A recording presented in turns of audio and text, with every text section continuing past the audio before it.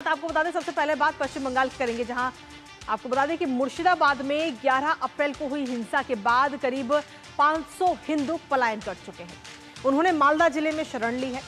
हिंदू परिवारों का आरोप है कि हिंसा के दौरान उनको चुन चुनकर निशाना बनाया गया, उनके घर और दुकानें लूट ली गई। पलायन करने वाले लोगों ने अपनी आपबीती बताई, कैसे उन पर हमला हुआ। उनकी आपबीती सुनने के बाद ऐसा लगा जैसे बंगाल अब बांग्लादेश बन चुका है, जहां हिंदू अपनी ही जमीन पर शरणार्थी बन गए हैं। अब इस हिंसा को लेकर पश्चिम बंगाल की मुख्यमंत्री ममता बनर्जी ने खुद चुप्पी साधी हुई है, लेकिन बाकी तमाम राजनीतिक दल उन पर जमकर हमलावर हो रहे हैं। इस हिंसा की एनआईए जांच की मांग की जा रही है। करेंगे वहां के ताजा हालातों पर चर्चा अपने संवाददाता से, लेकिन उससे पहले आपको दिखाते हैं कि कैसे पश्चिम बंगाल में अनसेफ है हिंदू। तो जी हां, पश्चिम बंगाल में इस वक्त हिंदू जो है वो अनसेफ है। वक्फ कानून पर बंगाल में सबसे ज्यादा बवाल इस वक्त देखने को मिल रहा है। सबसे पहले इसको लेकर प्रदर्शन वहां पर हुआ और प्रदर्शन होते ही वहां पर हिंसा भी शुरू हो गई। वक्फ कानून को लेकर ये प्रदर्शन किया जा रहा था, जिसके बाद में वहां पर बवाल हुआ। कई सारे हिंदुओं के जो घर हैं उनको आग के हवाले कर दिया गया, लूटपाट वहां पर की गई। हिंदुओं का बनाया जा रहा है चुन चुन कर निशाना, जो हिंदू वहां पर रहते हैं उनको चुन चुन कर निशाना बनाया जा रहा है हिंदुओं में, जिसकी वजह से दहशत का माहौल है, एक डर के साए में जीने को मजबूर है। इसके साथ ही आपको बता दें कि सैकड़ों हिंदू परिवारों ने मुर्शिदाबाद को छोड़ करके मालदा में शरण ली है। अपने घर को वहां पर उन्होंने छोड़ दिया है, क्योंकि उन्हें अपनी जान का सबसे ज्यादा खतरा वहां पर था। अब आज की तारीख में अगर हम देखें तो महिलाएं और बच्चे जो हैं वो दर दर भटक रहे हैं, जिसकी तस्वीर भी इस वक्त हम आपको दिखा रहे हैं। और ऐसे में ममता की पुलिस प्रशासन जो है बिल्कुल नाकाम इस वक्त नजर आ रही है और कई सारे सवाल भी खड़े हो रहे हैं। हाँ, इसके साथ ही राष्ट्रपति शासन लगाने की भी मांग इस वक्त कई लोगों की तरफ से की जा रही है। हिंसा, पलायन और लेकिन ममता बनर्जी खामोश है।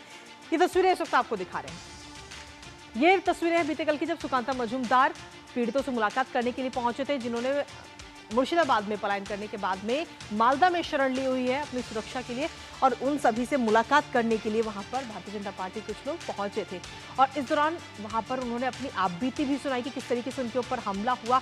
लेकिन साथ ही उन्होंने ये भरोसा भी दिलाया कि आपकी जान को कोई खतरा नहीं है, अब यहाँ पर आप सुरक्षित है। ये तमाम बातें उनके साथ करते हुए नजर आए। तो ये उस दौरान की तस्वीरें हम आपको दिखा रहे हैं। महिलाओं ने भी अपनी आपबीती बताई है कि किस तरीके से उनके ऊपर हमला हुआ, हिंसा जिस दिन हुई थी उस दिन किस तरीके की तस्वीर नजर आई, इन तमाम चीजों को लेकर उन्होंने बताया। लेकिन इसके साथ ही इसके बाद में मुलाकात के बाद में सुकांता मजूमदार ने क्या कुछ कहा है, एक बार वो आपको सुनाते हैं। इज्जत लूटने की कोशिश हुई, कपड़े खींच लिए गए, जला देने, जिंदा जला देने की कोशिश हुई, छोटे से बच्चे के यहाँ पे पकड़ के मारने की कोशिश की गई। इस तरीके के भयंकर घटनाएं घट रही है, जो बांग्लादेश जैसी स्थिति पश्चिम बंगाल ने ममता बनर्जी ने बना के रख दिया है। अभी हमारी मांग है शांति की स्थापना हो, स्टेट गवर्नमेंट वो एक्टिव एक्शन ले और सेंट्रल फोर्सेस को यहाँ पे तैनाती करे और भी ज्यादा करे। तो सीधे तौर पर कई सारे सवाल इस दौरान खड़े भी हो रहे हैं कि आखिर क्या वाकई वहां पर जो पुलिस प्रशासन है वो बिल्कुल नाकाम है, क्योंकि अगर जो आम जनता है उनकी ही सुरक्षा अगर नहीं हो पा रही।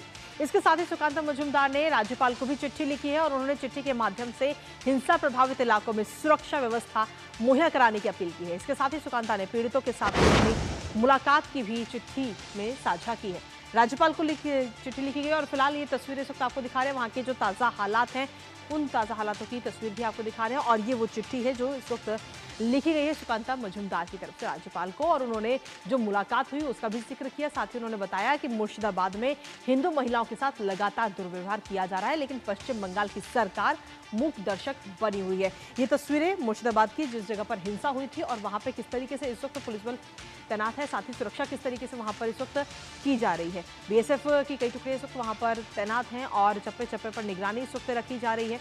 उसके दौरान की ये तस्वीरें इस वक्त हम आपको दिखाएं, लेकिन साथ ही आप ये भी देख सकते हैं कि किस तरीके से सन्नाटा इस वक्त पूरे इलाके में पसरा हुआ है। इसके साथ ही आपको बता दें कि अगले ग्राफिक्स की ओर भी रुक रहे हैं, जिसमें सीधे तौर पर अगर हम देखें तो अब सुप्रीम कोर्ट ये पूरा मामला पहुंच चुका है और अब उम्मीद है कि क्या कोर्ट की तरफ से अब न्याय मिलेगा इस पूरे मामले में, क्योंकि सुप्रीम कोर्ट में याचिका इस वक्त दायर कर दी गई है। इस हिंसा से जुड़ी हुई पूरी जो याचिका है वो इस वक्त दायर की गई है और अब सुप्रीम कोर्ट से ही न्याय की उम्मीद है।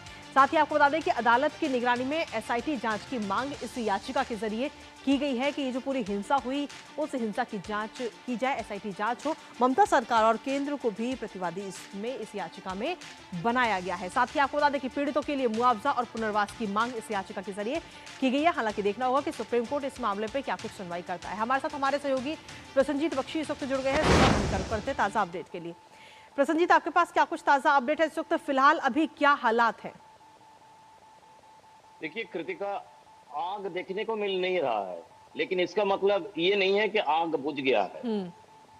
सबको समझना चाहिए कि जो लोग विस्थापित हो गए, जो लोग पलायन करके दूसरे जगह पे रहने लगे हैं, 400-500 600 जितने सारे लोग हैं, जिन लोगों के साथ कल सुकांत मजूमदार ने मुलाकात की है, इसमें मैं बार बार सुबह से कहने की कोशिश कर रहा हूं कि ये इन लोगों को बसाना जरूरी नहीं है, लेकिन बसने के लिए इन लोगों के मन में आत्मविश्वास वापस लाना जरूरी है। जहां पे दादा परदादा और पुरखों से लोग रहते थे, वहां पे अगर सुबह उठ के या रात को किसी 7 दिन के बच्चे को लेकर किसी को गंगा नदी, हमारे पवित्र गंगा नदी पार करके मुर्शिदाबाद से मालदा आना पड़ता है, क्या वो महिला अपने उसी आत्मविश्वास के साथ अपने बच्चे को लेकर वो वापस शमशेरगंज या धुलियान या सूती में जाके अपना घर बसा पाएगी? क्या ममता बनर्जी ये आत्मविश्वास उनके अंदर वापस ला पाएंगे?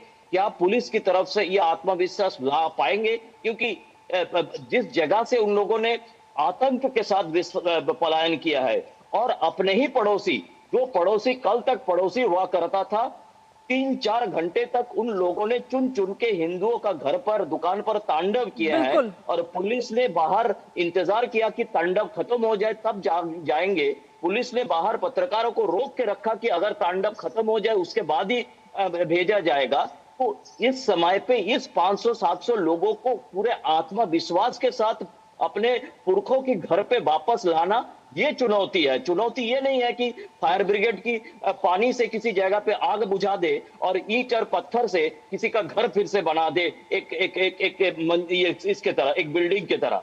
कृतिका, चलिए फिलहाल बहुत बहुत शुक्रिया प्रसन्नजीत, तमाम जानकारी हमारे साथ साझा करने के लिए, और लगातार इस पर आप अपनी नजर बनाए रखिएगा। तो ऐसे में कई